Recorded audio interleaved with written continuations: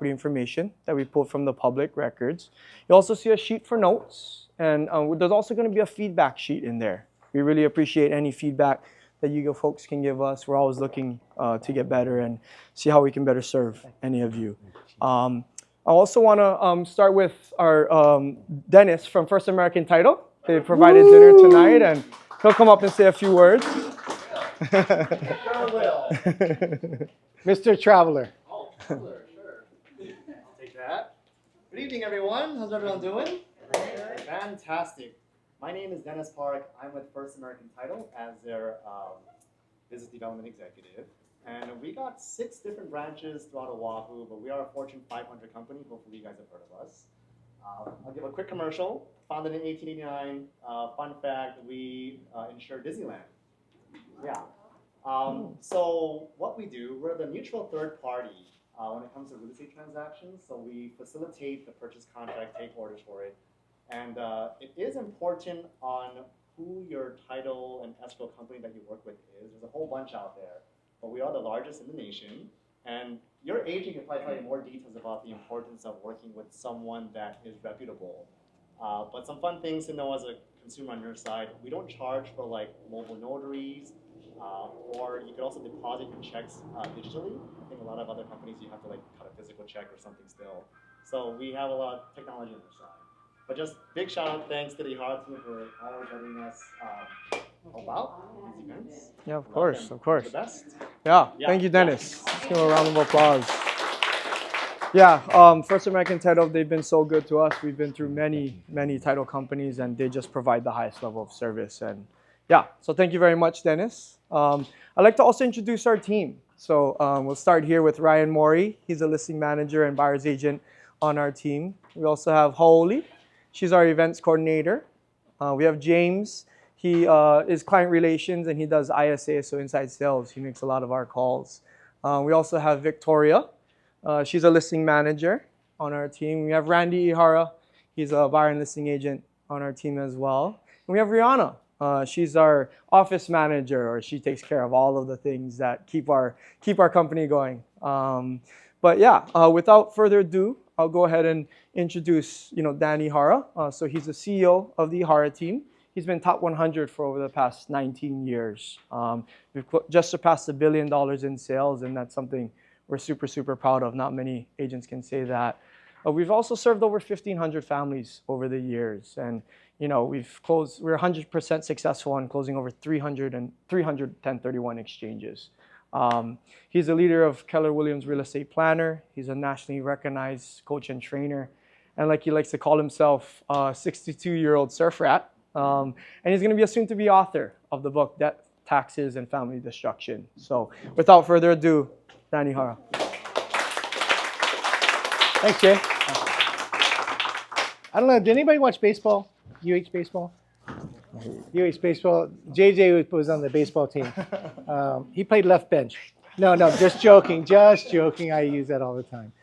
He was one of the studs on the team. What's this? Oh, okay. Do I need this? Okay, I was wondering, like, who's this guy? Okay, it's okay. All right, we're gonna move on. Okay, so did you know that when you sell real estate, you could lose a lot of your money, up to 30% of the gain? 30% of the gain. Over the years that you've had that, you could start giving that money away, and that's one of the things we wanted to avoid, helping families keep more of their money. Right?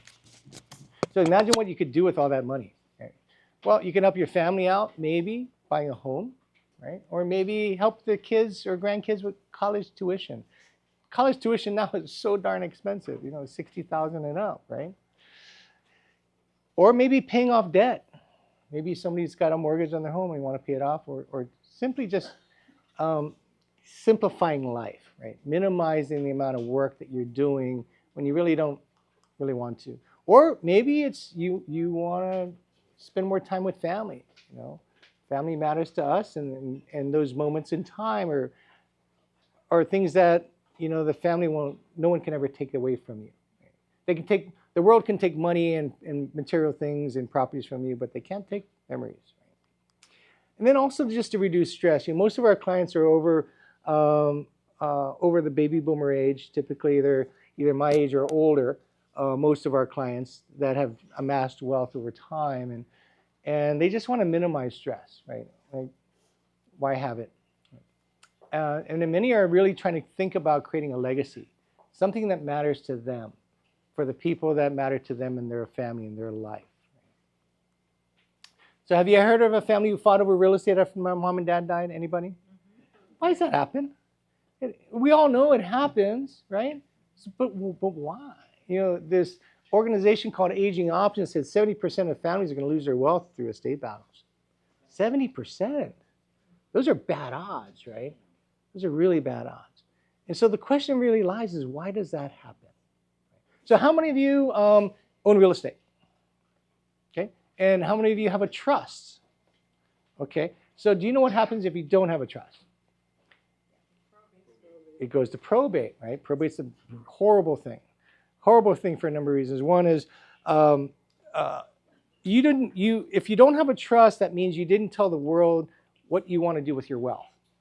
And if you don't have instructions in the trust, therefore it's going to go to probate. And what that means is a human being called a judge will determine who gets what. You're leaving it up to somebody else, leaving it up to chance. Right? And that's one of the problems. Well, that's part of it. It's because many people do have a trust. Many of you do. Many of you have your property in a trust. And still, families fight. Why is that? Because of what the trust says. So, how many of you have children? Raise your hand. Okay. How many of you have more than one? Okay, that's your fault.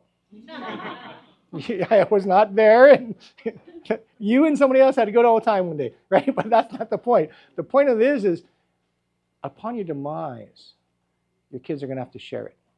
That's what your trust says. Upon my demise, my kids will share it.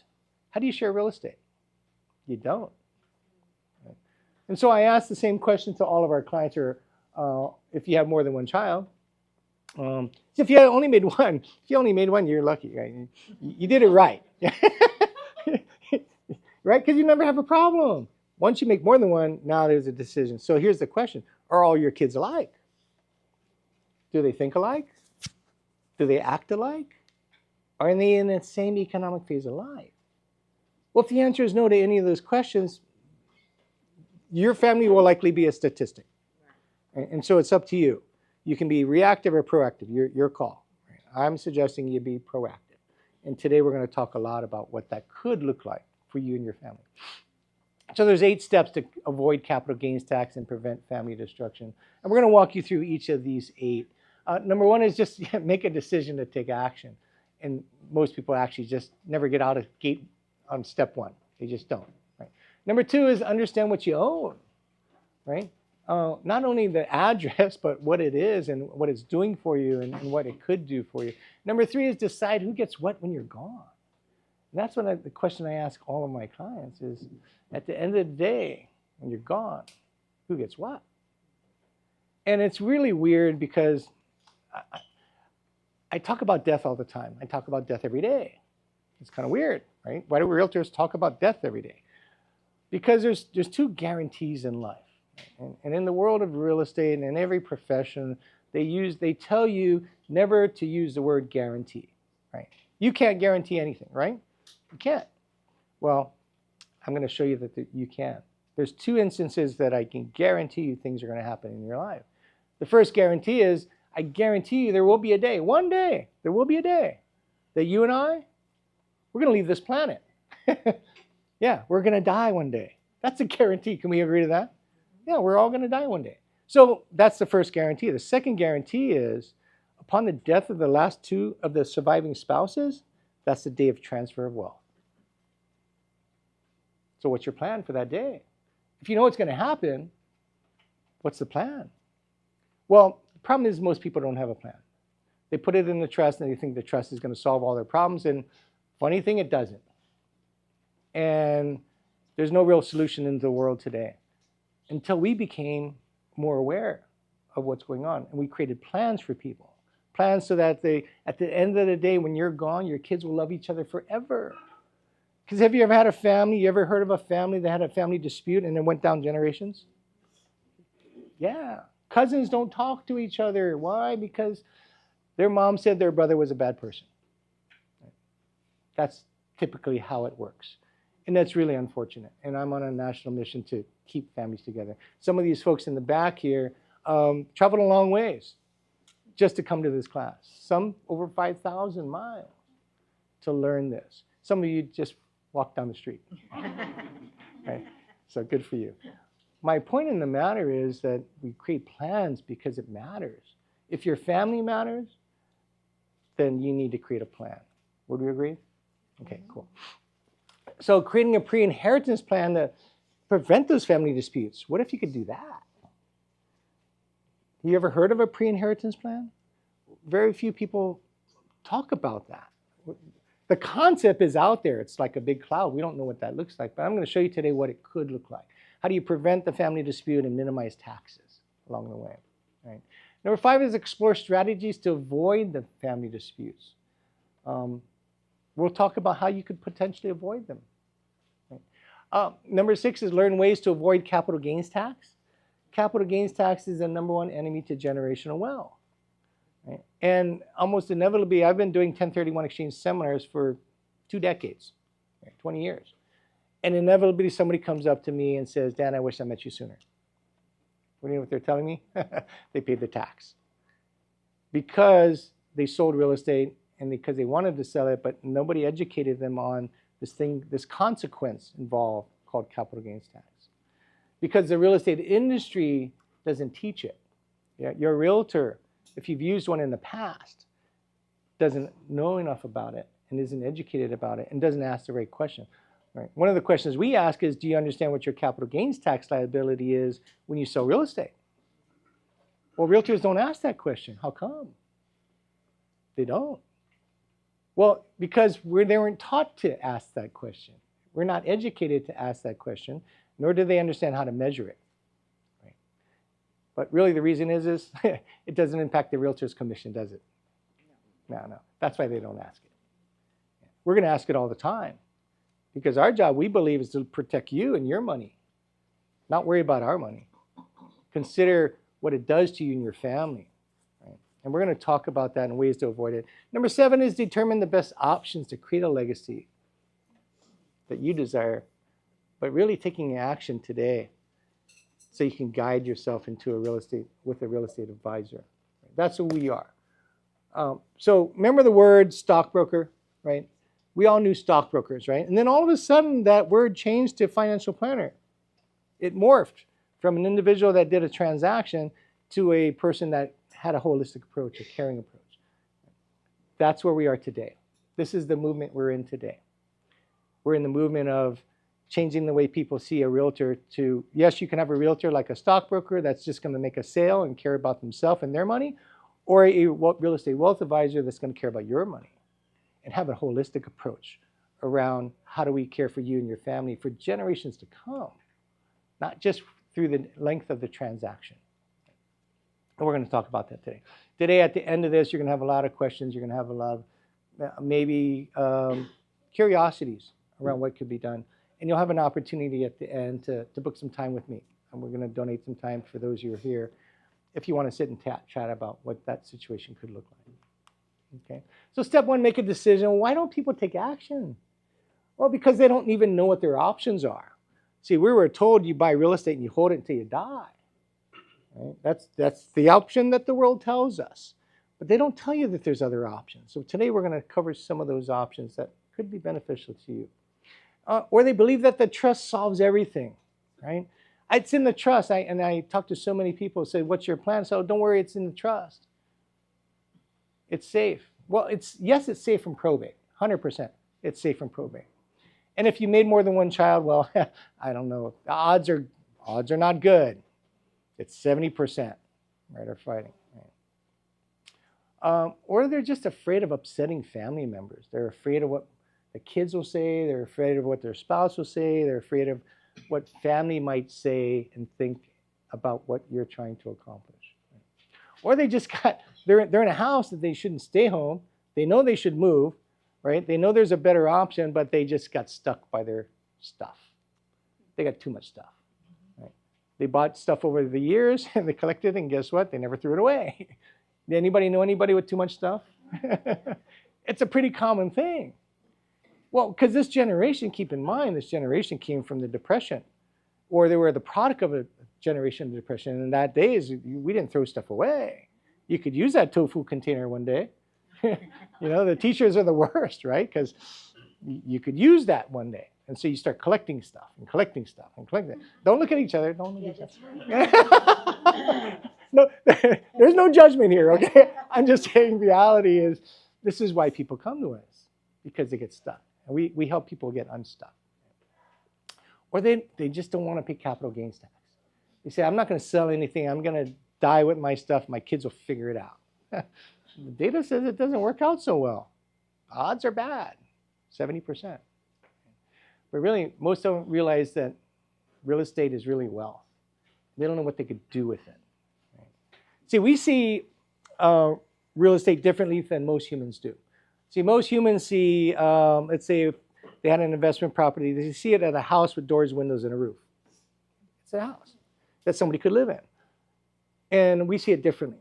And the way we see it differently is well, let me ask you, can we agree there's only two types of properties, one you live in and one you don't? Yeah. So if we're clear on that, the one you don't live in, why do we see it as the one you're living in? See, we should be seeing the one that you don't live in as an asset, just like every other asset you own, stock, bond, or otherwise. You know the rate of return on those things, right? You know the rate of return from your financial planner. They tell you, right? You know what your Bitcoin is doing. You know what your CDs are doing. It gives you the rate of return. But here's the problem. How come people don't know what their rate of return is on their investment properties? Because they don't measure it. Yeah. We think of real estate as a place where people live, but if you're not living in there, why do we look at it that way? We should look at it as an asset that should be generating money if you're a true investor.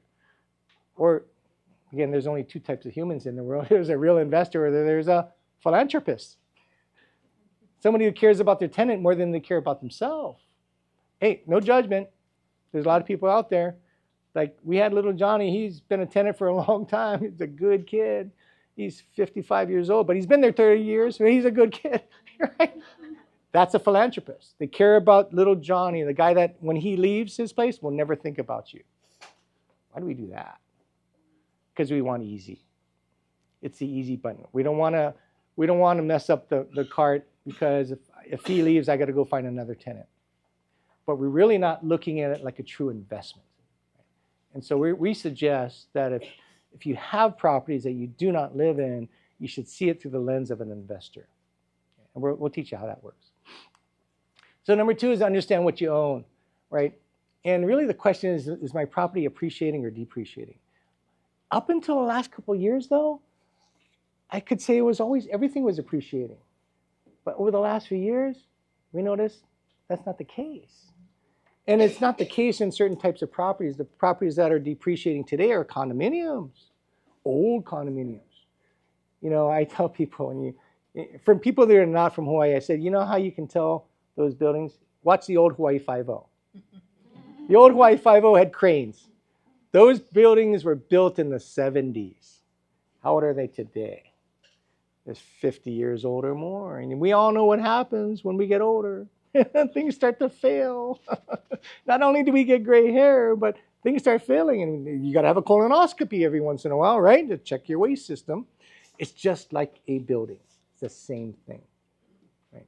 And that's one of the problems is these buildings, they're old. And if you have an older condominium, those are challenging to sell today. Right? We've got about 12 of them on the market that people are selling it for less than they bought it for years ago. It's depreciating for two reasons. Number one, when they built these things and they planned for it out, they had a plan to have reserves to pay for things to get fixed, right? Well, what they didn't plan for is the rate of inflation that we experienced over the last 3 to 5 years. Nobody knew that the cost would be so high.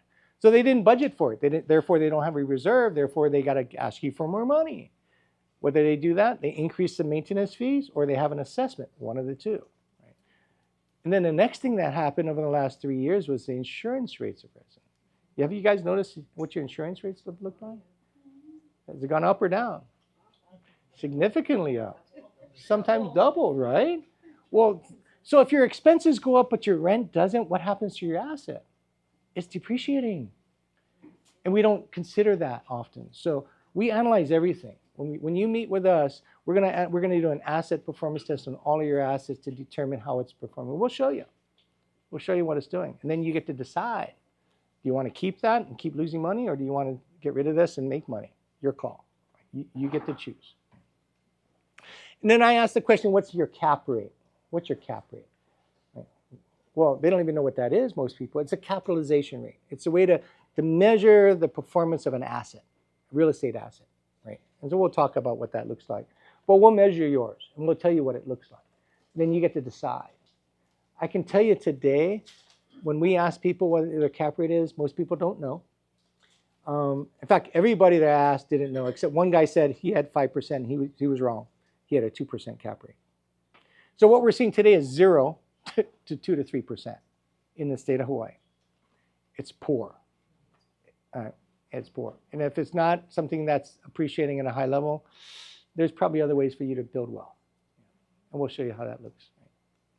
Or they've held it for a long time. If you've had a property for greater than 27 and a half years, guess what? You're paying more money than you need to because you have no depreciation left. It's gone. Depreciation is good for 27 and a half years. After that, you're paying too much in taxes. And many people don't consider that. See, it's not really what you make that matters, it's what you keep that matters, right? Because the taxes are what they take from us. And so how do you measure that? And we're gonna show you the math behind it in a few minutes. But there's a thing called accelerated depreciation. Anybody know what that is? Yeah, cost segregation. So if you have an investment property, or bonus depreciation now is a new term that Trump came out with, which is very similar, where you can take all your depreciation up front in the years that you're generating the most amount of money. Right? So what does that look like? Well, we have a couple properties. One of our properties we did a cost segregation on. And it's in Kaimaki. You know what the true benefit to me this year will be? $91,000 of benefit that I'm not going to have to pay taxes on. So I'll make a lot of money this year. Guess what? I ain't paying taxes. It's what you keep that matters. Right? So understanding how to make money is really important. Understanding how to build wealth and protect your wealth matters. And we can talk about that when we get together. And the last thing is, what's your property worth? Well, most people don't really know. That's why they call us. Right? We help you understand what today's market looks like. If you have a single family home in town, those things are appreciating like wildfire. Why? Because there's not enough supply. Demand is high. If you have old condo, it's depreciating likely. So it depends on what you own and how you see each of the assets and the decisions that you make based on what the math says to you. Okay? So number 3 is decide who gets what when you're gone. Most people say, I'm just going to leave it in the trust. Well, there's your problem. So what happens to the properties when you're gone? And they say, oh, Dan, don't worry about it. I got 3 properties and 3 kids. I don't have a problem. I said, okay, sounds like you have a good plan. I just got a question for you. Who gets the first pick?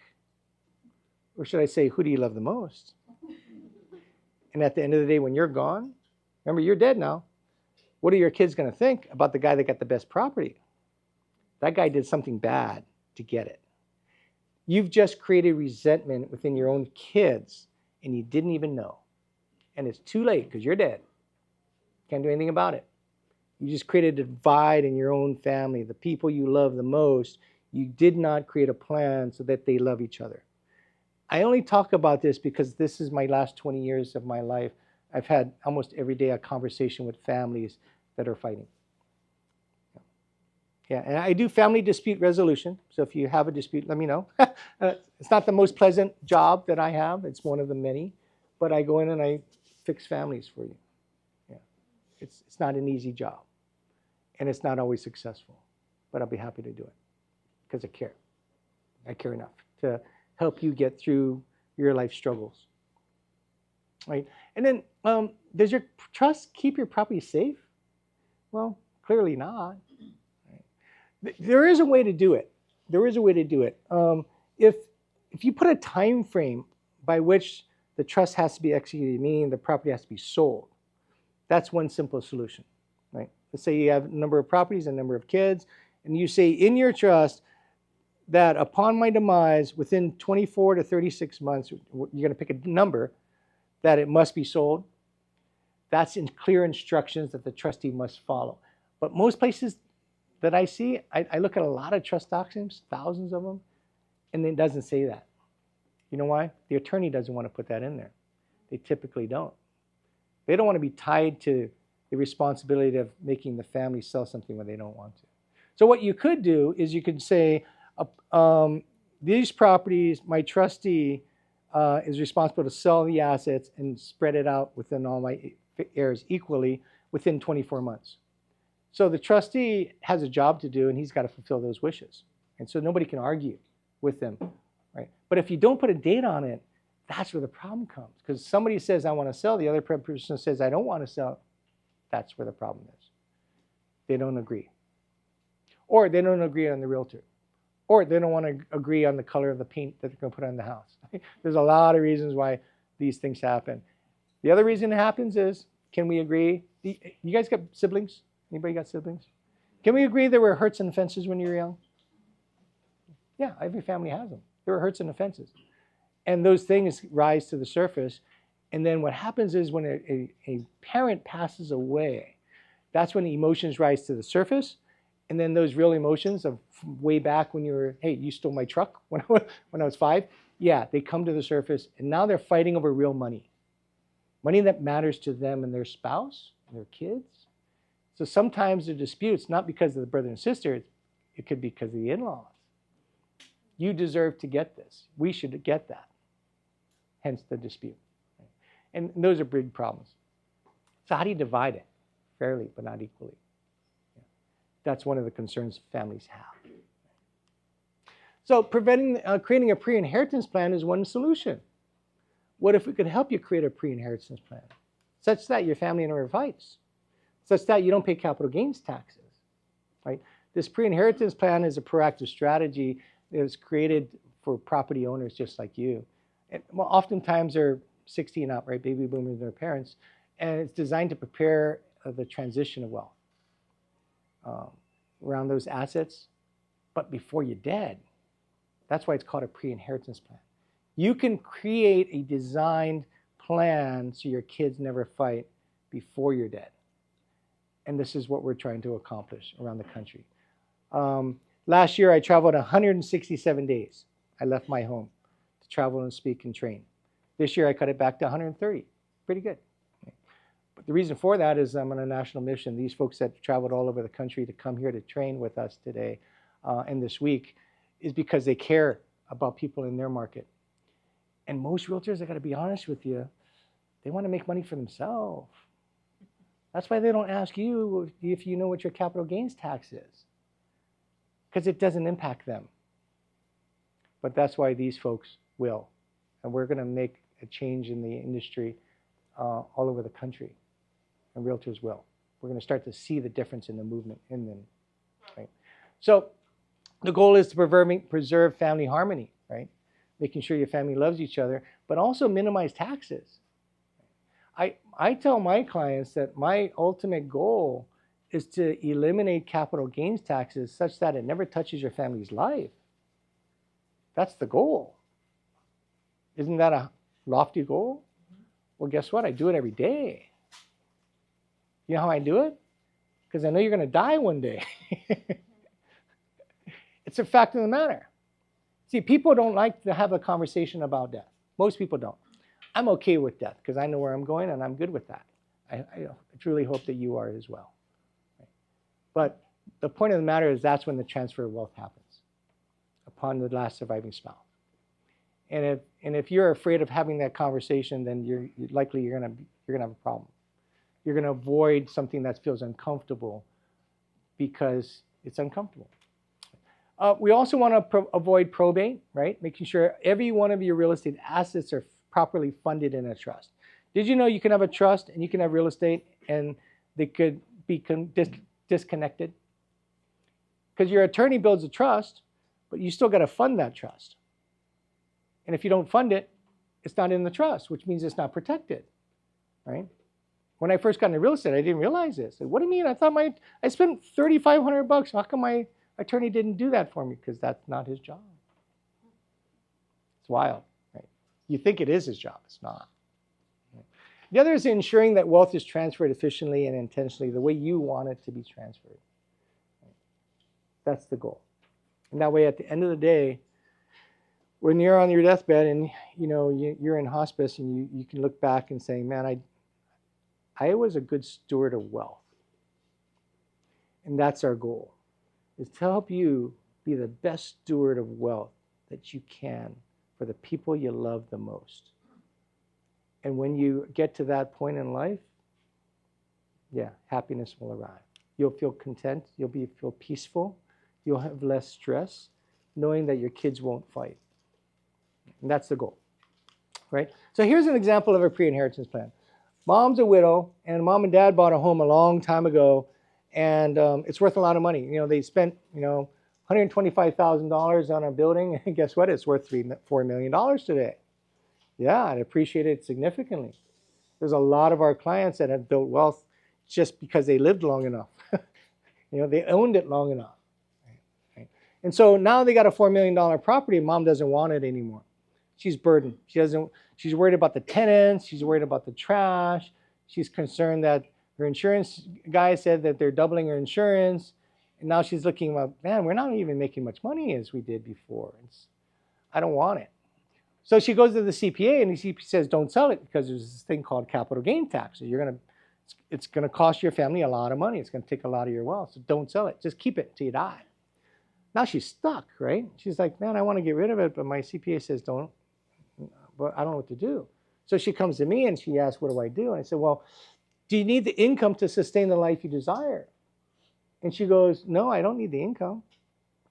So if you could bless your family today, would you? She goes, yeah. How do I do that? Well, here's how you do that. We can sell this $4 million property, and we can create a pre-inheritance plan for your kids, the people you love the most. So tell me about your kids.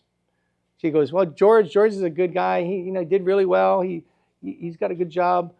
He makes good money, but he's a high roller kind of guy. He likes to gamble, and he lives in Vegas, and he's got nice suits and nice cars and nice shoes, but he got no home.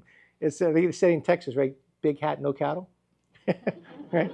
Yeah, that's what I heard they say in Texas, right? Big hat, no cattle. Well, that's George. And so George is living a great life, but he's got nothing, and he complains to mom all the time that every time that he puts a hole in the wall and puts a picture up on the wall, his landlord complains. Or then the landlord decides they're going to sell, and he's got to move, and he's tired of being a gypsy. But he's stuck. He created his own life, right? But he has nowhere to go. He has bad credit. He has no down. He can't buy, yet he wants to buy. Right? So he's stuck. Lucy, on the other hand, says, man, my kids, mom, my kids, they're growing. These things are like weeds, man. They keep growing. They were small, but now they're big. And they can't stay in the same room together. The three kids, they don't want to live together anymore. This townhouse is too small.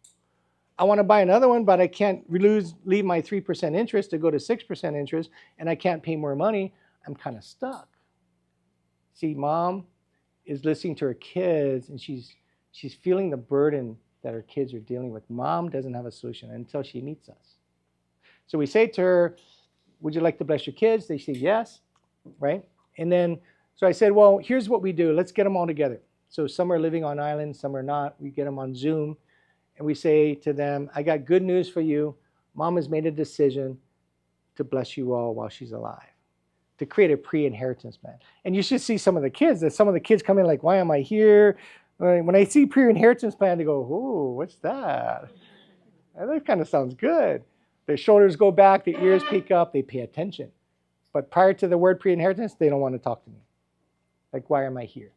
Because they have no clue, because mom didn't tell them, right? And so now they're like, okay, what does that look like? I say, well, mom's going to sell her $4 million property, and you four get to predetermine your inheritance. What that means is mom's going to sell the $4 million property, and she's going to buy 4 different properties up to $1 million or more, and it'll be in mom's name. So George says, yes, I can finally not have to move. Mom's going to sell her place. She's going to buy $1 million price, and I get to live there. And mom says, I don't need the money. So what we tell George to do is, a way to protect mom is, see, the IRS knows it's at a 1031 exchange, which means mom's buying an investment property, which means mom wants to prove to the IRS that it's an investment property. How do you prove that? You pay tax on that income. So what we do is we say, George, here's what the comparable rent looks like. Here's a rental agreement. You sign it. You as if you're paying mom the rent, but see, the IRS doesn't track the money of movement. What do they track? Tax money. So mom has to just claim the income, and George pays the tax on the income, which is very nominal. Way less than what he would pay in rent. Way less than he would pay in anything else. Because mom doesn't need the money. But she got to bless George. And George made mom whole, because mom's not paying any tax on that, right? And it stays in mom's name. Lucy, on the other hand, says, I'm living in the Bay Area, and gosh, $1 million is really kind and nice, but I can't buy anything for $1 million. I need $2 million.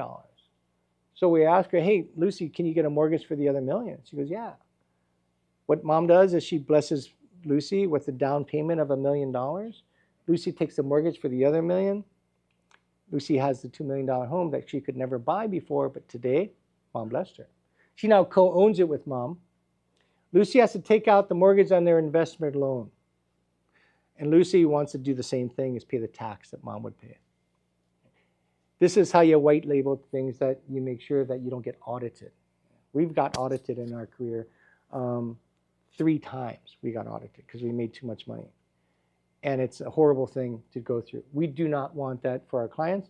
So far, none of our clients got audited yet, because we're very careful of how this works. We've talked to attorneys, we've talked to CPAs. How do you protect yourself from the IRS? Is have evidence that you're doing everything that the IRS wants you to do, which is pay tax. We create those environments. So if you have a situation, when we meet, we can talk about your specific one. So what happens is mom sells a $4 million property, and Grant and Ann do the same thing. We sell one property for $4 million. We buy 4 properties in any state in America. Why is that a good thing? Are the kids all in the same neighborhood? No, they're in a different market. Where do they want their property? They don't want it where mom's old house was, or more. They want it where they live, where their kids live. The life that they desire is not mom's old life. And so it unlocks the wealth that they built up over the years. We unlock it, and we can reposition it to whatever matters most to the family, to the loved ones that mom loves the most. We buy 4 properties. A year, 5 years, 10 years, 20 years later, mom passes away. All these assets go to the mom, from mom to the kids, tax-free. This is how you eliminate capital gains tax. You die. And I guarantee you, we all will do it. We will. You see how that works? These are plans that we designed a long time ago. And we've been teaching this for a long time as well.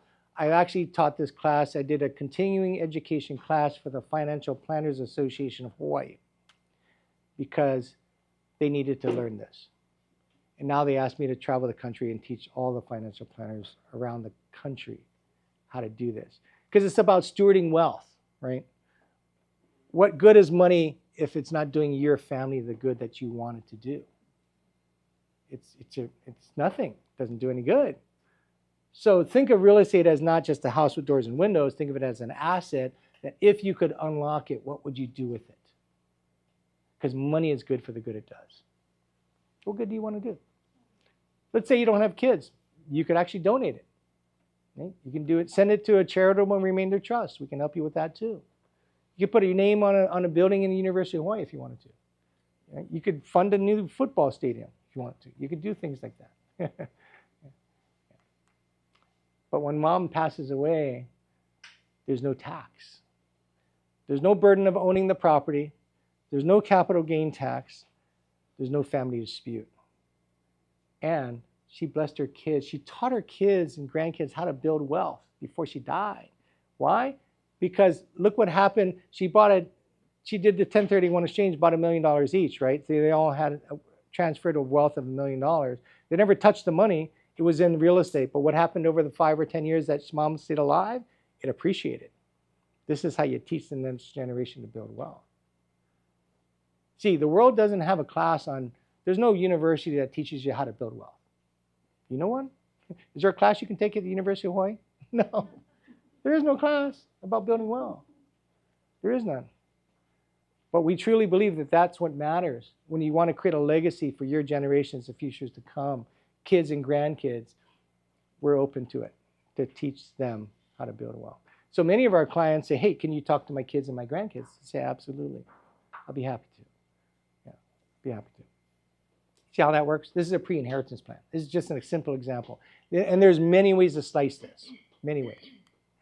So number 5, explore strategies to avoid family disputes. And number 1, it starts with having a conversation. And that's what most people don't want to do. They don't want to have a conversation. Many of the, especially the Asian culture, right, and local cultures don't talk about money, don't talk about wealth, right? They'll figure it out when I'm gone. The data says it ain't very successful if you like your family. So we have proactive talks about the property and what your intentions are for them. And what are the responsibilities of owning them, right? Kids, they don't get that. If they've never bought and invested in real estate, how could they know? Well, don't you think as a parent, that'd be a good thing to teach your next generation? If you're going to teach them one thing, teach them how to be a good human being and teach them how to make enough money to serve other people. Yeah. Then your kids will grow up to be good human beings. Put the property in a trust to avoid probate. And then bring clarity about your wishes, right? Again, if you're not clear on who gets what, there's a chance that they can fight over stuff. And stuff could be houses, condos, could be cars, could be jewelry, right? Yeah, it could be a mess. And everything should be put in writing. And that's what the trust does. I mean, you meet your trust attorney, likely if they're good, they're going to ask you the net worth that you had and what has greatest value, and who gets what, and then you can write it in there. Right? Mom's collection of jade bracelets can go to this person. If it's in writing, nobody can dispute that, right? Then treat your heirs and your loved ones fairly. Yeah. It's just not always going to be equal, will it? Because real estate's never the same price. Is it? No. The things that you own won't be the same. It's hard to make that 100% equal, but you want to make it fair. And then seek professional help. Work with a real estate wealth advisor, guys like us, to create your best plan for you and your family so that they never fight and avoid the disputes. And then after you create the plan, then you go to educate them. You can talk to them. Because when you communicate, you're going to remove the surprises and mysteries around what's happening, what's going to happen. It removes the mistrust and miscommunication when you communicate your wishes. By the way, hey, you get to decide what you want to do with your stuff. Nobody else should tell you what to do with it. It's yours. Money is good for the good it does. So what good do you want to do with it? So there's 21 responsibilities you want to know, and this is, I'm actually merging 2 different classes together for you today to expedite your knowledge and learning, because it really matters. There are many of us that have trusts, and we're going to have an attorney draft a trust, and you're going to pay the attorney, you're going to get a big binder, and you're going to stick it in your filing cabinet. And you're not going to look at it. That's the world we live in today. Why? Because it's a legal document. We're kind of scared of the thing, and we don't quite know how it works. You want to learn it, and you want to read it. But here's the biggest problem. See, there's 3 parties in a trust. There's a grantor, which is you, the owner of the property, right? Then there's a trustee. This is the person that upon your demise, they have to fulfill the wishes of the trust. And then there's the beneficiaries, the people that are going to get the things that you own. So there's 3 parties, right? Well, the problem is you have an attorney and you write the trust and you and your spouse write it and everything is good. Who teaches your trustee what to do? You're dead now, and now they got to figure it out. Is there a class? Not until now. There's never been a class until I built it. And I built it because in 1 week, I had 3 phone calls from people saying, Dan, I need you to help me sell my property. My mom just passed away, my dad passed away, and I don't know what to do. I'm a trustee, now what? I don't know what to do. So I did the research, and I met with attorneys, I met with CPAs, and we came up to this collectively with 4 different law firms, these 21 things. Here we go. Number 1, you want to obtain enough death certificates. How many is enough? Depends on how many accounts you got. We say roughly 10 to 20, but if you got an enormous number of accounts, go for more. Because it's a few bucks every death certificate, but you need one for every account. No one's going to take a copy or a digital. It's got to be an original document stamped by the Department of Health. How do you get that? Well, upon somebody's demise, the hospital would define date of death and the cause of death, and it goes to the Department of Health. Department of Health will then print this document out. It takes a while to date. Did anybody do a death certificate lately? How long does it take? For me, it took 10 days. Oh, not in the state of, you're not in Hawaii. Okay, in the state of Hawaii, 2 months. It'll take you 2 months to get it. We're a little slow here. What am I saying? We have a state government, not the most efficient. Right? So think of it, once you're dead, 2 months later, you get the death certificate. Now keep in mind, when that person dies, you have no access to any account, but you got responsibility to take care of the bills. That's a problem. Right? Number 2, you want to look at the trust document and you want to study it and you want to know the instructions.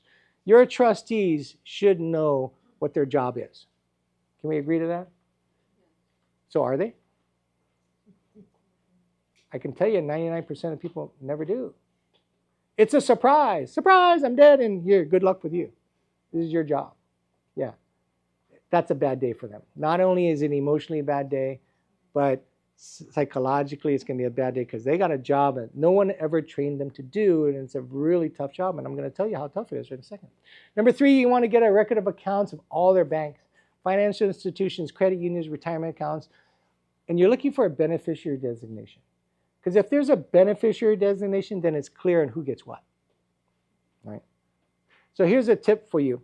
If you have a trust, you want to make sure that you have at least one account that's in a trust, under that trust name, that either has another person's name on it, your trustee, because when you're dead, you want them to have access to pay your bills. If you don't have that, you just handcuffed your trustee. And they're going to have to use their own money to pay your bills, and you're dead because they can't get access to your money. Really, really important. Really important. These are little things that we learned over the years to protect you. Right? Number 4, get all the record of the debt. Remember, you got to pay their bills, their car loans, their mortgage, their student loans, any debt that's out there, you got to pay them. Remember, they're dead. You're responsible. You're the trustee.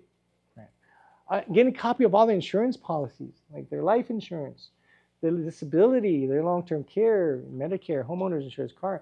There's a lot of insurances we all have, right? There's a lot.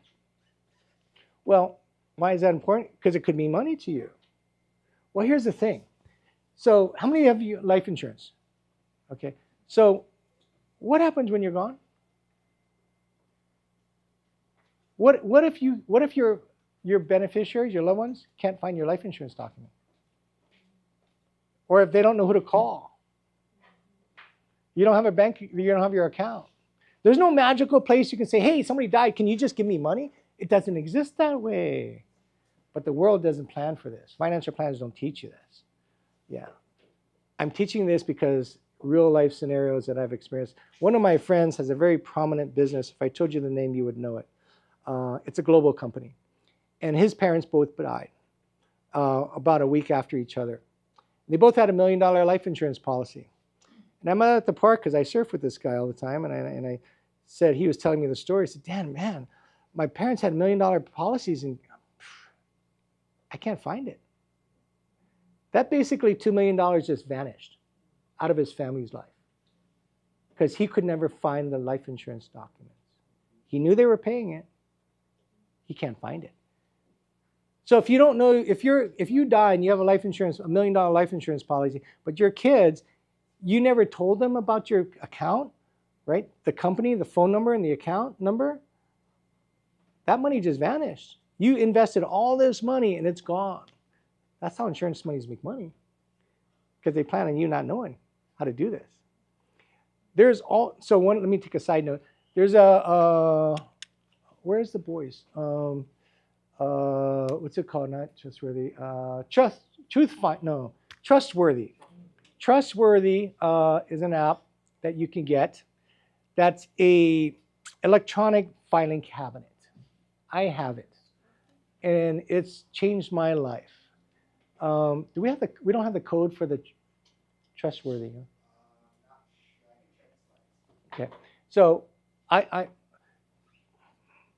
it was a problem for me. I had a lot of anxiety because I built wealth over the years, and I've got things all over the place, and I can't even keep track of my own stuff. All right, it's just all over the place. So I was concerned that, man, what if my wife's the one that takes care of all the books and does the financing? Like, what if she goes? Well, it's not if, it's when she goes. And if I'm surviving that, oh man, that's a bad day for me, because how do I manage all this stuff? I don't know how to do that, because she did it all my life. But when we put it into that form, and it took her a couple months, I now on my phone, I know exactly where everything is. And my trustees know exactly how to get to it. My financial planner has access to it, and my trustee has access to it. When I'm gone, I'm not going to create a problem for my family. I'm not gonna. But many of you will create a problem for your family because you didn't plan for this. It's a bad day. It's a bad day when you're gone. Not only because a human has left this planet, it's a bad day because you left a responsibility to the people you love the most. And you didn't prepare them. You didn't educate them. I suggest you do that if you really care for them. And this is a conversation we have every day. And it's not a conversation that you're going to hear from a realtor. It's not. You're not going to hear that because they don't care. I care. It means a lot to me that we impact this world in a way that it's going to serve your family better. You keep the family together. And get all the, contact your Social Security office because there could be a death benefit there, right? You never know. Did you know that there's a master death list? Yeah. When I started studying this, I realized there's actually a master death list. Why is that important? Because when somebody dies, the bad guy goes and tries to take your identity. They're going to get a loan out, they're going to get a credit card out, and they're going to start spending your money fraud happens. There's a lot of bad people out there looking for people that died to take their identity. The master death list is really important to make sure you're on. Because once you're on that, all credit reporting agencies and all those things, no one will have access to claiming that they're you. Okay. Getting all the credit reporting agencies as well, it's really important. Contact your utilities, your water, your sewer, electricity, cable. Guess what? All this thing, if you want to keep them running, somebody's got to pay it, right? Somebody's got to pay it. Your post office as well. You don't want the mail going to the house of a deceased person, because what will happen is homeless people and bad guys are going to start looking at, well, how come the house is always empty? Let me open the mailbox. Let me see what we got. They're going to start taking stuff.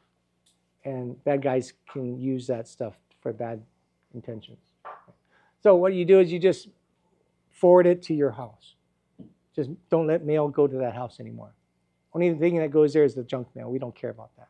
But all your bills, and that's, by the way, how you find out all the bank accounts that you didn't know, because it'll eventually go to your house because it's forwarded to you, right? And then, most people have cars, mopeds, vehicles, driver's license, IDs, plates. All those got to get transferred too. We don't think about that, right, when somebody died. But it is a responsibility to do that because that person doesn't exist anymore. Right? You could also contact the employment agency, the benefits company that they have, because there could be another benefit there from the employer that you didn't know about, right? And get a list of all the personal items, the tangible, valuable assets that you own that maybe isn't in the will or the trust. So as a trustee, your job is to protect all of those assets. So let's say you have 3 siblings, and one of your siblings, maybe not the best human being, they go into enter mom's house and they start taking things. You failed to do your job. And your other siblings could sue you because that's your job, to protect the assets for the benefit of all beneficiaries, not one. One of my good friends, we were in Texas, and he said, "Hey man, I'm sorry, I got to leave." We had a meeting, and he said, "I got to leave. My mother-in-law passed away," and so he drove to Texas and to another city in Texas, and he told me the story. He said, "Man, you're not going to believe this. My sister-in-law drove from Georgia to go visit my father-in-law that was dying. We thought that was a really cool thing because maybe they cared for my father-in-law. They didn't go to see the father-in-law. You know what they did? They went to the father-in-law's house, took the keys to the Lexus, and drove it away. Basically stole the car because they said, well, I deserve something." It's a mess. It's a bloody mess. And so know that things like that happen, right? And as a trustee, it's your job to protect all assets. Close all the email and the social media accounts, the websites. You know, there's a lot of them out there. All your clubs, you know, your Planet Fitness and all those little clubs that you got. So much money is spent on our phones, right? That let's subscribe to this or that. It's kind of crazy. If you have real estate and you're planning on keeping it, you're going to want to probably create a time of death appraisal. And you want to determine the cost basis of that asset if you're going to keep it. Now, if you're going to sell it within 6 months, you don't need to do that because the IRS would see the sale to be the step up in cost basis. So there's no capital gain tax. But if you're planning on keeping it, you're going to want to get the time of death appraisal because that'll set up. If they bought it at $25,000 and it's worth $1 million, you get a step up in cost basis to $1 million. And if you hold it for a couple of years and it goes to 1.2, the gain is only 200,000. It's not from the beginning, right? So you want to determine your step up in cost basis. The way you do that is through an appraisal. If you ever need any help, we've got appraisers that can help you with that. And then contact the CPA or whoever is doing their taxes because you're going to have to gather the last 2 years of taxes. Yeah. And then you're going to have to file an EIN number. It's a federal number because your Social Security number is good while you're alive. It stops when you're dead. EIN number is vital and required upon a passing of somebody. Then you're going to have to file their estate taxes as well. You see how busy and tough this job can be? People think, oh, I'm a trustee, that's a good job. Yeah, you don't know until you know the responsibilities that you have. It's a big job. Contact the financial planner because they have access to a lot of where mom and dad put their money over the years, right? They might know. And then contact your real estate planner. You want to gather all the real estate holdings they have. Doesn't matter where they are, what city or country they're in. It's wealth, and you got to figure out how to deal with it. Then communicate, educate, and resolve all your disputes with the beneficiaries. That's a tough job because there's often going to be disputes, and you have to treat everybody fairly. And lastly is the distribution of assets. You do not want to distribute all your assets at one time. Typically, it's in buckets of 3 trinkets that you deliver out. Why? Because if you give all the money out today to all your heirs and there's bills that come in after you give all the money away, who's going to pay those bills? You are. You're the trustee. It's going to come out of your pocket. Yeah, that's a bad day as well. So typically you're going to give it out and you probably don't want to give all the money out for 2 years. At the end of 2 years, you close the estate. You know that all bills have been paid, all debts have been satisfied, and you're good. You can close the estate. So who wants to be a trustee? Yeah. I missed number 7. Let's see. Credit reporting agencies. Okay. Yeah, credit reporting agencies. We'll get you this whole sheet. By the way, it's actually in your folder. Oh. Yeah, it's in your folder. But you're a great note taker. I like that. Okay, and that's what that form looks. So 21 responsibilities of the trustee. Was that helpful? Yes. Yeah. It's a big job. It's a big job. I'm not an attorney, and I'm not a CPA. I'm not a financial planner. I'm none of those things. But I'm a realtor, and I only get paid by selling real estate. But it matters so much on protecting that wealth that you understand this, because it's going to impact you. At some point in your life, it will impact. Or it'll impact you when people above you pass on, right? I mean, so you want to learn this stuff. Okay, step number 6 is learn ways to avoid capital gain tax. If you have an investment property, the way to do that is a 1031 exchange. We became the master of the 1031 exchange. We started teaching it 20 years ago because we knew that a lot of older adults had more than one property, and if you have more than one, you're an investor. If you have an investment property, something you don't live in, and if you sell it, you're going to pay capital gains tax, unless you do a 1031 exchange. We can allow you to keep all your money and all the gain in your family's life and reposition it to what matters most to you.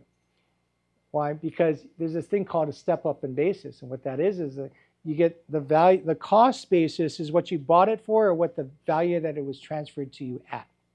When somebody passes away, the value goes to the value at the date of death. That's a step up in cost basis. Right? So you want to define what that looks like. Right? But if you have a property you live in, something you lived in 2 out of the last 5 years, there's an Internal Revenue Code 121 that says that you can get $500,000 if it's a married couple living on the property, tax-free of the gain. And so that's the best thing you could do. If you own property that you lived in, we measure the capital gain tax, and if it's within the $500,000, guess what? You got no tax. Yeah. So that's our plan.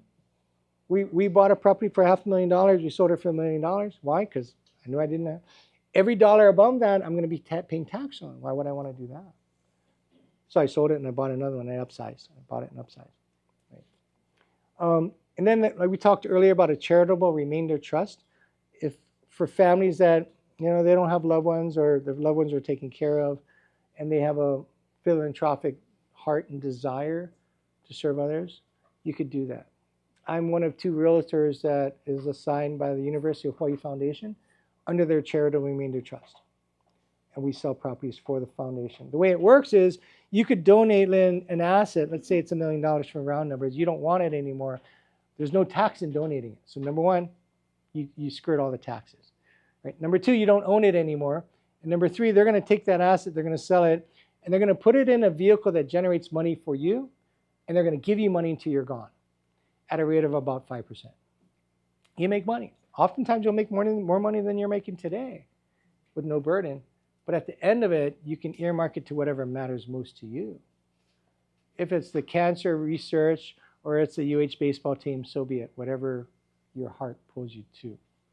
You could do things like that.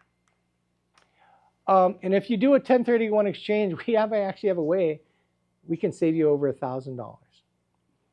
We have a partner that will do your 1031 exchange for free. See, a 1031 exchange accommodator is going to charge you $1,000 to, depending on how complicated, it could be up to $2,000. Simple 1031 exchanges, you sell one, you buy one, it's about $1,000 to $1,200. We have a partner that's willing to do it for free for you. No cost, so automatically save you money from the get-go. That QR code will help you get that. Step number 7 is determine the best options to create a legacy, which really involves the next generation. Get them involved now. I really believe that legacy isn't just about money, it's about mentorship. And it's about your intentions. And the problem with the world today is we're not clear with our intentions. So there's misunderstanding and mistrust within family members because they're not clear. And it's our job to make it clear, right? As a grantor of the estate, it's our job. But most people miss that class. Because legacy isn't about money, it's about mentorship. So what we're doing is we're helping teach kids and grandkids how to build wealth. Because there's no class to do that. And when you own real estate, what are your responsibilities? What are the good and bad with these things, right? And then maybe share what your values are. Because if it matters most to you, wouldn't it be cool to pass that on? See, to me, that's what legacy is all about. It's not only money and material things, it's about your intentions of life. Right? And then invite them. Invite them to learn. Tell them stories. Stories of what matter to you. Maybe even also some regrets. Maybe some lessons. These are conversations that we just encourage. Again, we don't make money in any of this stuff. All the stuff that we taught you today, we don't make a dime on. We're not asking you for any money today either. All we're asking you is to think a little differently. Consider the people that you love the most. Consider how you want to leave this planet. Consider your family. And consider what happens when we're gone. And consider that most families fail. Most families fail. And we're on a national mission to prevent that, to help you. Another thing that we encourage you is to write a legacy letter. Tell people, the people that you love, what values you have. Okay? What matters most to you, the lessons or regrets that you've had, the hopes that you have for them and their future. Maybe why? Why did you do this? Why did you build this? Why did you? Because wealth transfers assets, but legacy transfers the meaning of those assets. And that's what we encourage you to consider. How do you pass that on? Because I got to tell you, when we're gone, we're gone. There's no do-overs. No, there's no do-overs here. Yeah. So do it right the first time. Because there's so many families that just don't do it well. And we're the ones picking up the pieces after they're gone and having to sit into a family of 5 that they don't want to talk to each other. I got 3 families today, 3 clients that have a restraining order on the brother. It's that bad. Yeah. Because they didn't agree, and then words were said and were hurtful, and then it got violent. And they can no longer see their family anymore because mom and dad didn't create a plan. So it's up to you. It's your call. You're alive today. You have the right to make decisions on what matters most to you. I'd encourage you to take action in those things. 80 to 90% of baby boomers who own more than one property are unengaged in planning. Think of how many baby boomers are out there. Look how many showed up today. That tells you how many are really engaged. Because they're in denial. They just think that, don't worry, the kids will figure it out. Well, but they didn't educate themselves to realize that that's not a good plan. And by the way, the data says that it's a failure of a plan. It's a failure. Can we agree that money is good for the good it does? So if you could bless your family, what would it look like? Or it's either you're going to make more money for yourself or you're going to bless a family. You got one of 2 routes. Right? When we ask our clients, do you need the income to sustain the life you desire? If your answer is yes, we'll go measure your asset and we'll go make you more money if that's what you want. But if you say you don't need the money to live the life you like, then if you could bless them, would you? Well, many people do. They just don't know how to do that. And that's why when you meet with us, you'll learn that we'll come over with some suggestions and ideas or opportunities of what that could look like. As a real estate wealth advisor, our goal is to help you steward your wealth as best as you want to maximize the benefits for your loved ones, the people that you care about the most. So the question for you is, would you like us to help you steward your wealth? If the answer is yes, then today you have an opportunity to book that time to learn. Take that first step. Right. Step number 8 is take action, which is really signing up for a free strategy session. These strategy sessions are a time where I'm going to donate an hour of my life for your life and your family. I'm not going to ask you a penny for anything. I'm not asking you to do anything. I'm going to ask you to open your thoughts and mind and heart to what could be. And we don't make money on any of this. We're not doing this for that. The only way we make money is if you decide to hire us to help you shepherd you through this process of avoiding capital gains taxes and keeping your family together and eliminating the burden of the asset. These strategy sessions are typically $500 an hour, but for you today, if you decide to join us and schedule a time, it's free. There's no obligation, no cost. We're happy to sit down and share it with you. Okay. So at the end, the boys will have clipboards for. I'm in town for a while this time. I'm usually gone every month, but I'm here until October or something. So I've got a number of opportunities if you want to get together. Okay. Oh, that's the last slide. Any other questions? What questions do you have that I didn't answer?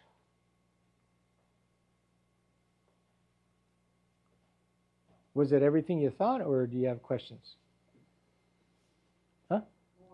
You have more questions? No, Oh, this was more than you thought? much Oh, good, good, good. So it was worth the price of admission. See, I tell people this is a guarantee. I guarantee you'll be fun. Or your money back. Questions? Yeah. From what I understand, 1031s are exchanging like property for like. Yeah. So it has to be an investment. Yeah. So the question is, there's this term called like kind. Like kind. And people get confused with the term like kind. It sounds like, well, if I sell a condo, I got to buy a condo. That's not true.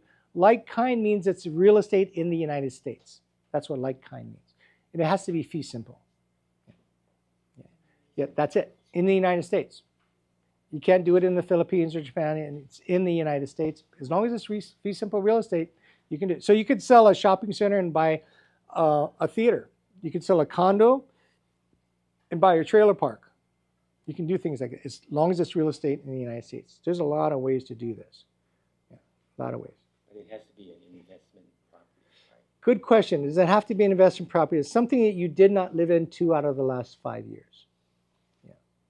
You did not live in it 2. So if you live in it, was your home and you moved out, after 3 years and a day, it's an investment property. Or what if you had 2 properties? What if you had, anybody had 2 homes on 1 lot? Right? Let's say you had 2 homes on 1 lot. Right? Let's say you had a duplex. You lived in one, you rent the other. This is your primary residence, but you rent this. As long as you pay tax on the income, the IRS sees this as a mixed use property. So that's what people don't know is like you can actually have 2 types of properties in one property. You could do that. And we've actually created environments like this for families that have an ADU or an upstairs and downstairs. We separate them. Okay? We separate them. And then what you do is you take the square footage of each one. That's the rated percentage that of ownership based on its value. Right? And you could do that. So let's say it's $1 million asset, right? Right? You get $500,000 tax-free. And let's say your cost basis is 0. Let's just say your cost basis is 0, meaning your mom gave it to you while she was alive. If your mom gave you a property while you're alive, you absorbed her cost basis, which is practically 0. So now from 0 to what you sell it for $1 million, you get $500,000 tax-free. What about the other $500,000? You could do a 1031 exchange with this and eliminate all your capital gains tax, which means is you have to buy something, buy a $500,000 property that you don't live in tax-free. We just eliminated all your tax. And what happens to that property? You're buying another property that you don't live in, and you're making money on it. There's another tool that we can talk about. I think somebody asked earlier about a DST, Delaware Statutory Trust. So for those who want a passive investment, right? Well, we ask people, do you want an active investment or a passive one? Active is something that you're gonna manage yourself, you're gonna get the tenant in, you're gonna fix it up. People like to do that when you're younger. Most people my age and older, they don't want to do that. They want a passive investment. So when I ask them, do you want an active or passive? They say passive. How do you get a passive investment? If you sold a rental property and bought another rental property, how does that change? It doesn't. But if there's a trust called a DST, a Delaware Statutory Trust. It's real estate owned by a trust that's acknowledged by the IRS for a 1031 exchange. And if you did that, just if you did that, this $500,000 gives you $25,000 every single year with no headaches. You get 5% on this. The reason why that's become a tool for us is because in the state of Hawaii, we can't get 5% for you. I can't promise you that. I see 2 to 4%. 4 is really good, hard to find. They're usually 0 to 3% of a cap rate. So if you want to make more money, this is one way to do it, right? You sell $1 million, let's say it was all a rental, $1 million rental, that's $50,000 a year. And that's net, by the way. There's no extra fees in that. That's what goes in your bank account. But when most people make, maybe 20 grand. So not only are we removing the burden of the asset, not only are we eliminating capital gains taxes, not only are we creating a passive income, we're doubling their money, building wealth, protecting that wealth from taxes, and passing it on. Why? Because when you're gone, your kids will never have to sell that. It's already done. What they'll do is, upon their demise, they're going to send the death certificate to the DST company, and when that thing matures, your kids get it divided evenly, tax-free, based on your instructions in the trust. I did that myself. I sold an investment property. Remember when COVID happened and it had a law that said, federal law that said, you can't kick your tenant out if they don't pay you? It's like, that's so crazy. Why is that my fault the guy lost his job, right? But I was a little worried. So I sold mine and I put it into a DST. Here's a point of transparency. That was a decent property until the maintenance fees kept rising and I didn't pay attention to it. Right? My property manager said I can't raise the rent because the market's not that good. So time I sold it, I measured it, it was only 2.1% return on my money. That's going backwards. When I sold it, I put it in a DST, I get 5% of my money. I increase my money and I don't have to worry about the tenant. I've never thought about the tenant. You know why? Because I don't even know who they are. I don't care who they are. And guess what? They never call me to ask me to fix the toilet or put money into the dishwasher. They just give me money every month.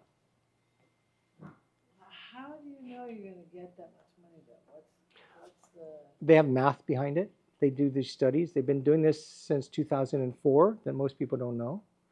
See, the reason why you don't know is the federal government does not allow the sponsor companies, the guys who design it, nor financial planners who sell them as brokers to advertise it. Why? Because it's only for accredited investors.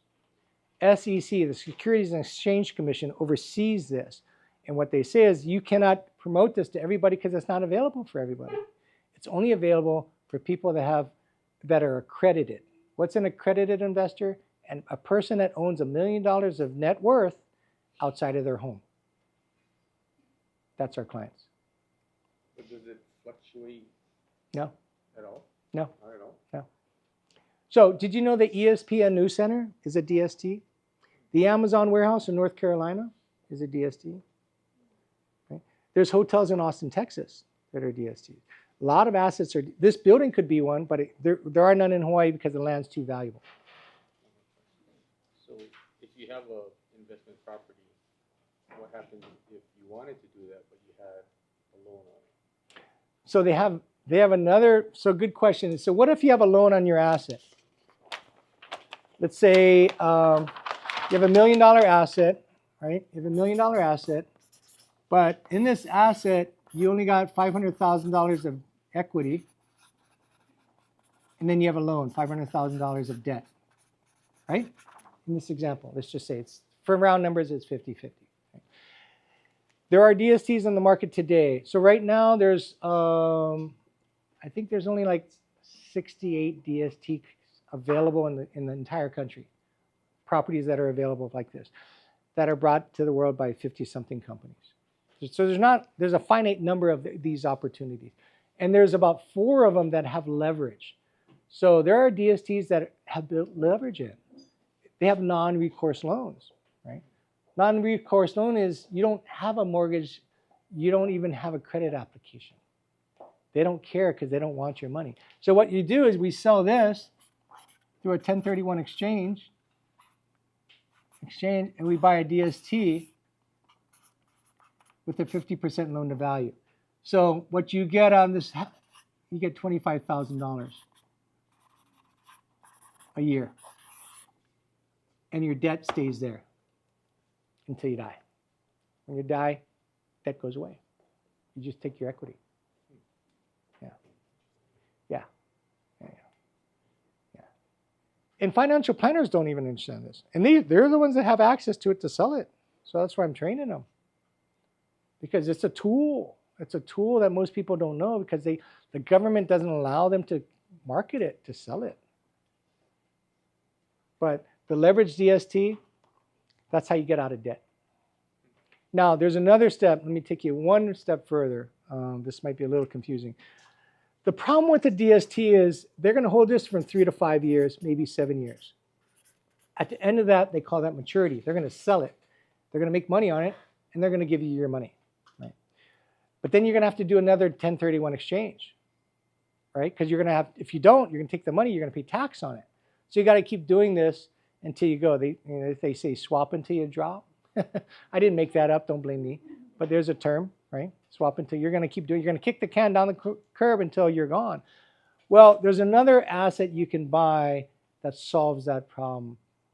They call it a 721 UPREIT.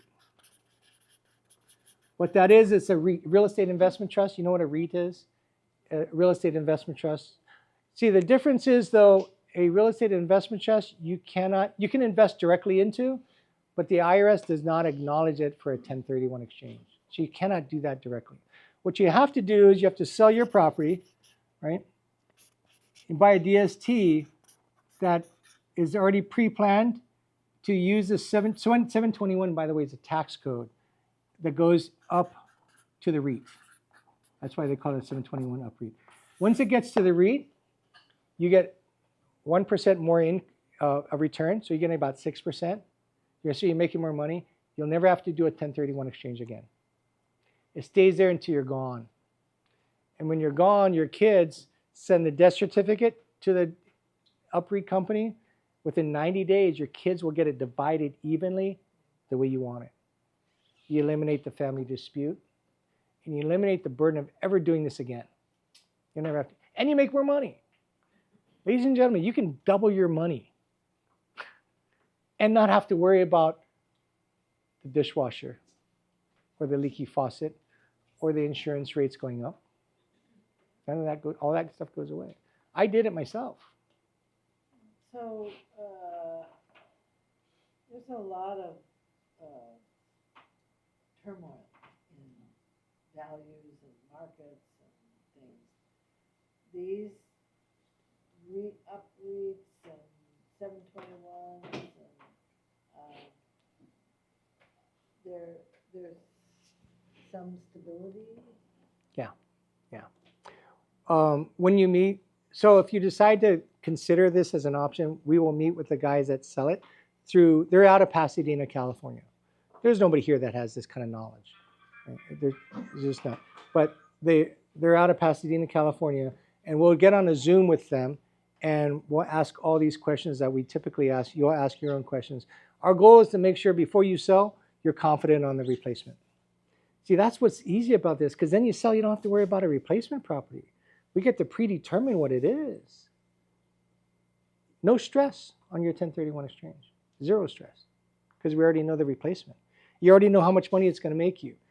And they will, if you want to geek out, they'll tell you all the math, and it's going to blow your mind out how much information they know.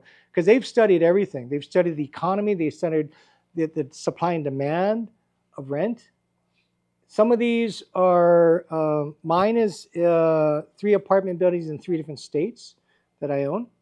But now there's a lot of strip malls. There's Amazon warehouses. Who doesn't buy from Amazon? The world buys from Amazon, right?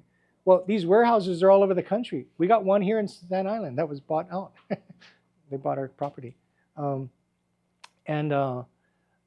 they do the math on it, and they study it, and they'll be happy to geek out and show you everything that they know. Here's the cool thing about these DSTs and UPREITs. The sponsor company, they have more money in it than you will ever put in it. That's what I like. It's not like, hey, I'm going to build this, you go put your money in it, and I'm going to stand on the side and see if it fails. No. They got most of their money in it. So they're more invested than you are. That's why it doesn't fail. Because there's motivation for them to make money. Because they got billions of dollars in these things. These are not small assets. These DSTs, the maximum number of accredited investors is 500. You cannot have any more than that. And everybody is accredited, which means they have $1 million in net worth outside of their home.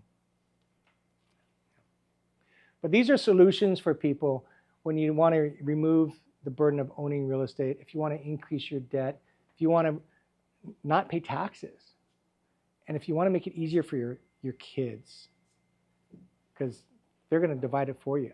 You're not going to have to, there will never be an argument as to When is it going to be sold? How much will it be sold for? What are we going to do with the yard? What color are we painting? None of that, all that goes, you're not putting a burden on your kids. You want to make it easy for your next generation. This is how you do it. If you want to make more money, this is how you do it. Okay, so if you put your money into this DST, die 1 year later, does it have to stay there longer or? Yes, Okay. until it matures. Yeah, until it matures. And then the beneficiary. Yeah. But guess what? You're still making a lot more money than you were. So your beneficiaries are saying, hey, I don't have a problem because I'm making more money. They'll get the proceeds, the principal out of it when it matures. Yeah. It's better than anything can be done in the state of Hawaii and in most of California. And a good portion of our country is not getting 5%. How long have you been operating? Since 2004. Yeah, so 21 years. Yeah, 21 years. But yeah, if you're interested, Barb, we can next time we meet, we'll have a meeting with the DST company to make sure you're comfortable. One of the things about us is we're not going to rush into things, and we're going to make sure that you're comfortable before you make decisions.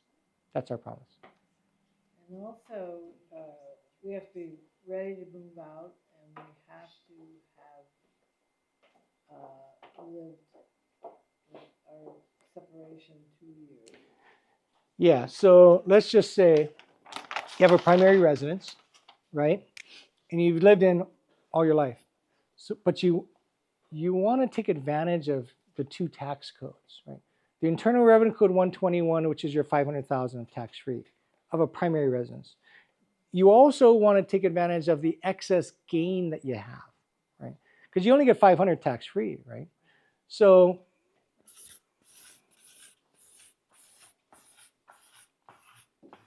you've lived in it for a long time. You say to me, Dan, man, even if I sell it now, I got $1 million of gain, and which means I'm going to pay tax on the other $500,000, and 30% of that tax. That's a lot of money, right? I don't want to pay it. So here's what we can do. What you do is you move out of your home. You move out. You move out of your home. You go into a rental. We can help you find the rental, and you're going to be in this rental for a while, right? So you've lived in it 2 out of the last 5 years. Internal Revenue Code IRC 121 gives you $500,000 tax-free because this was your primary residence. But you moved out, right? And then you sold it 2 years later. So this is today. You move out. You rented your property for 2 years. By renting it for 2 years, you prove to the IRS that you have an investment property, right? So you sell it here, you do a 1031 exchange to another property for the balance. You take 500 tax-free, the other 500,000 you go and buy something else. Another investment property, something you do not live in, right? You do that, you rent it for 2 years, you sell it here. You sold your 1031 exchange, I'm sorry, not sell, you moved in here. You can actually move in to this property and then reposition that as a primary residence again. We have like 3 clients we just did this for. These are real estate plans. These plans are 5-year-long plans. And here's the thing. When people say they want to sell it today, what realtor is going to say, don't sell it? You tell me. You know a realtor that says don't sell it? The realtor wants his commission now. What we're saying is if money matters to you, I'll create a plan so that I'm going to defer my income for your money. And I'm going to say, let's not list it today. Let's move out. I'll create this whole plan for you in the hopes that one day, 2 years later, you're going to sell it, you're going to use me. Why? Because I saved you a buttload of money. Hundreds of thousands of dollars, and I want to put back in your family's pocket. I don't benefit from that, but I benefit from knowing that I did what's best for you. I can sleep good at night. I like sleeping good at night. Because I know that I did something that nobody else could do for you. Nobody else is willing to do for you. Because most realtors are not going to defer their income for 2 years because they need the money. I don't need the money. I really don't. I earn my money, yes. I earn a lot of money, yes. But I don't need it. I'd rather take care of you. Because you're going to tell other people when I take care of you. And that's how our business grows, by referrals. Right? We've got several hundred 5-star reviews. Why? Because people say how great of the service we do because we care. We care more than the average human. At the end of the day, I'll be able to sleep good. Right? And I hope you can too. That's my goal. Does that help? Does that make sense? And it's a little confusing, yeah? A little confusing? Yeah. But if you ever need any help, let us know. And are there any other questions that I can answer? If not, the guys got some time. If you want to meet with them, us, feel free to. You can schedule that, and we've got some time to meet with you. Oh, thank you. There is one form that we'd like to request that you do for us. It's called a feedback sheet. If you could fill that out and leave that before you go, we'll let your car go. No, just joking. Yeah, we just want to get better and better at what we do. And we want to know what matters to you, and we'd like to serve you at a high level.